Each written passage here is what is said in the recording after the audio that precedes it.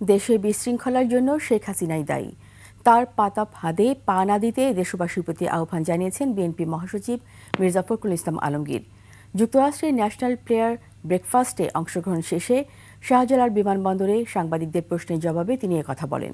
এ সময় মির্জা ফখরুল আরও বলেন, যৌথ বাহিনীর বিশেষ অভিযান অপারেশন ডেভিল হান্টকে বিএনপি স্বাগত জানায়।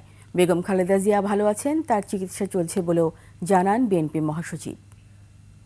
আজকে দেশে এই স্থিতিশীলতা বিনষ্ট হচ্ছে, অস্থিরতা সৃষ্টি হচ্ছে। এর জন্যে সম্পূর্ণভাবে হাসিনার যে ফ্যাসিস্ট যে রেজিম ছিল সেই রেজিমই তার জন্য দায়ী। কালার এক্সপার্ট, জর্জ স্যাপ এবং মাইল্ড অন হ্যান্ডস টেকনোলজি সমৃদ্ধ অরিক্স ক্রিস্টাল ওয়াশ আপনার লন্ড্রি এক্সপার্ট।